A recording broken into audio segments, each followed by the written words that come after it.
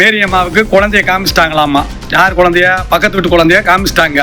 அல்ல சங்கரே, ஒழுங்கா கண்டன்னு சொல்லிட்டு ஓடி போயிரு, பிக்க போறேன் பாரு, நான் பாத்துக்கிறேன்டா மாப்பிள அவனைய. வணக்கம்டா மாப்பிள. தேனில இருந்து எப்படியோ லெல்ல சங்கரும் ஷீலாவும் மேரி அம்மாவுக்கு குழந்தைய காமிச்சிட்டாங்களாமா. யார் குழந்தைய? பக்கத்து வீட்டு குழந்தைய காமிச்சிட்டாங்க. இன்னொரு விஷயம் என்னன்னா, இதுல உலகத்திலேயே நான் ஒரு தாயிட்ட பிறந்தப்ப கூட எங்க அம்மா அந்த வலியை சொல்லுச்சு. உன்னைய பெத்து எடுக்கக்குள்ளேயும் அடே அப்பா என் உயிர் போயிட்டு வந்துச்சுடா அப்படின்ச்சு என் தாய். என்ன எதுக்கு சொல்லுச்சுன்னா, அந்த வலி தாங்க முடியாம நம்ம ஷீலா என் தங்கச்சி என்ன பண்ணுச்சுன்னா ஆப்ரேஷன் பண்ணியிருக்கு.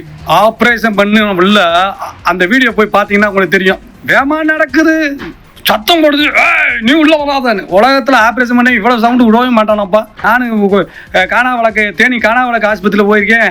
அண்ணே அண்ணே எங்கள் வீட்டுக்கார் வெளியே போயிருக்காருண்ணே, கொஞ்சம் தண்ணி மட்டும் வாங்கிட்டு வாங்கண்ணே, ஆப்ரேஷன் பண்ண பிள்ளை கேட்குது என்கிட்ட. என் சகோதரி இப்படித்தான் இருப்பாங்க. 7 நாள் வரையும் அந்த தையல் அவுக்க முடியாது, மூட்டு போட்டிருப்பாங்க.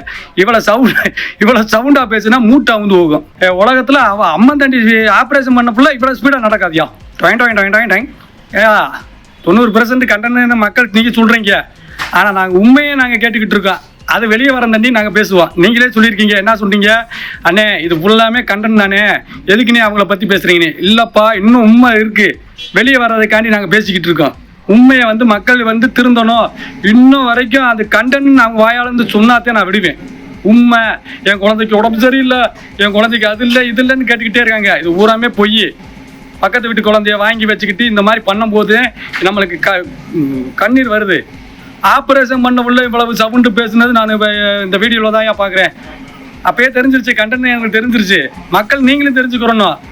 சப்போர்ட் பண்ணுறீங்க, என்ன பண்ணுறீங்கன்னு. கண்டென்ட்னா போய் சப்போர்ட் பண்ணுங்க.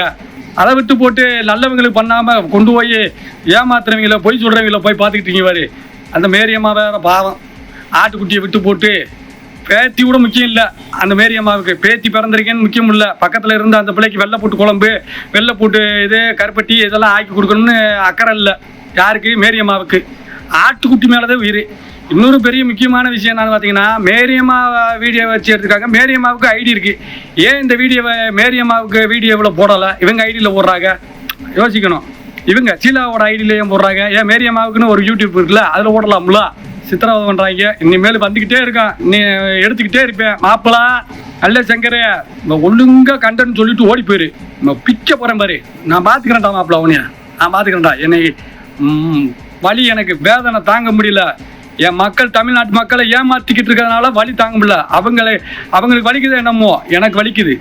ஏமாந்து போகக்கூடாது. என் தமிழ் மக்கள்கள் ஏமாந்து போகிடக்கூடாது. யாரை பார்த்தாலும் ஏமாந்து போகக்கூடாது. நீ திரும்பி விடணும்.